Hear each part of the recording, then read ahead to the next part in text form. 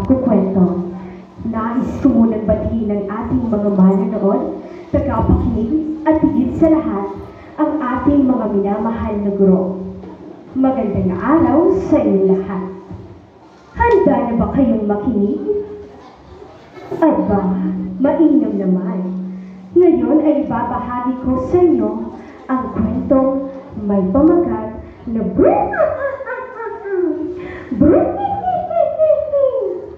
Ngunit bago ang lahat, nga pala, kilala niyo ba ang inyong mga kapitbahay? Talaga? Alam niyo ba, maniwala man kayo o hindi, may kapitbahay ako na bruha. Ang pangalan niya ay Mrs. Magalit.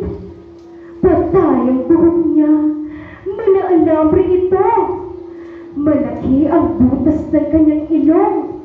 Matalas siyang tumingin. Pero maganda ang kanyang ngipin. Puti-puti at kumikinang kung siya ay tumatawa.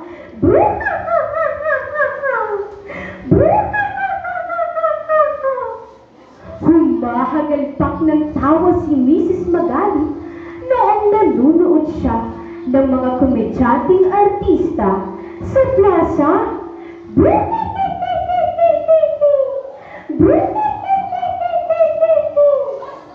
Napabangis-ngis si Mrs. Magalit noong nagkwentuhan sila ni Aling Mela. Kapag natutuwa si Mrs. Magalit sa mga bata, naiipit ang tawa niya.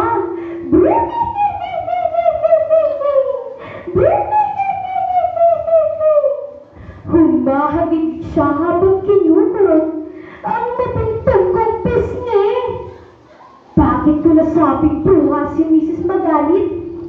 Hindi dahil mukha siyang bruha at ibang klase siyang tumawa, kundi dahil hindi siya pumapasok sa bahay namin kapag may walis sa pintuan.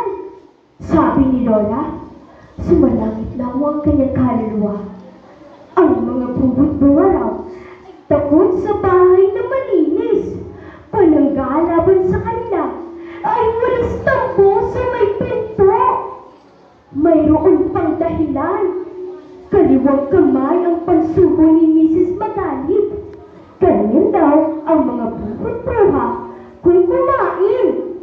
Sabi ni Lola, hindi ako talagang takot kay Mrs. Magalit. Ayoko lang siyang makita sa gabi kapag malalim na ang gabi at nanonood siya ng TV. Nakakakilabot siyang tumawa.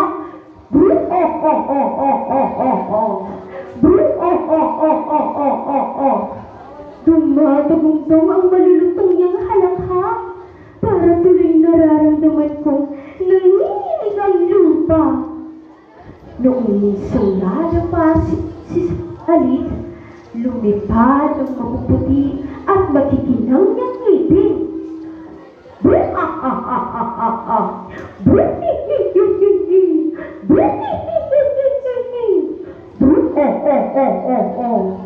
Naghagalpakan, hagigikan at halakhakan ang mga salbahing taong nakakita sa kanya. Parang nagmukhang bruwit-bruwa sila sa aking paningin.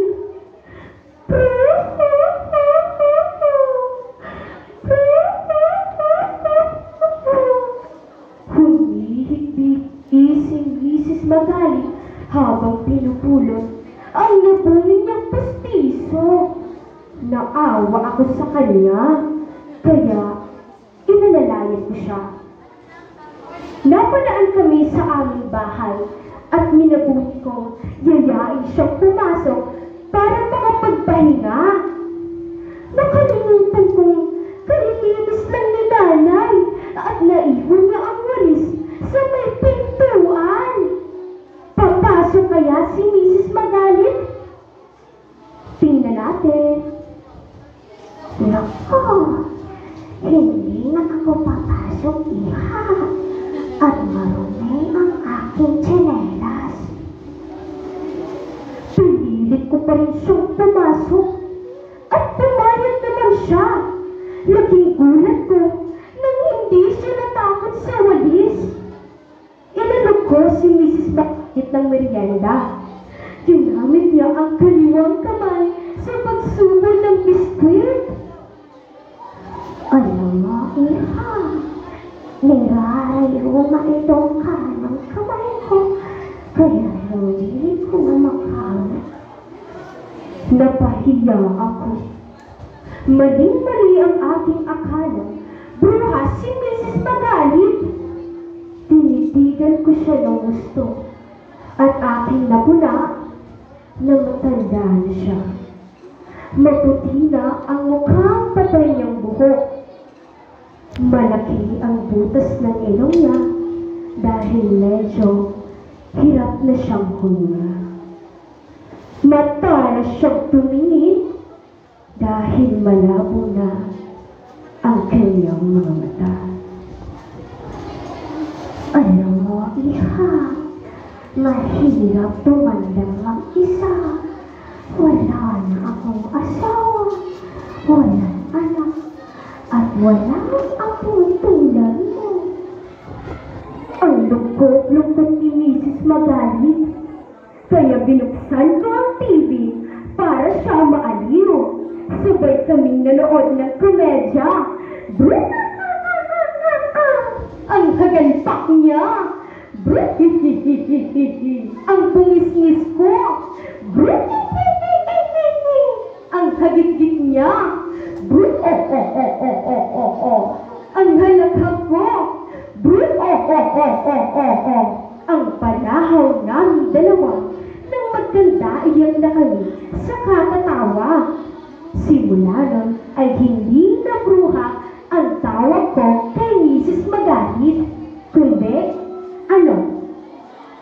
Lola. Sana ay nagustuhan niyo ang kwentong inyong napakinggan.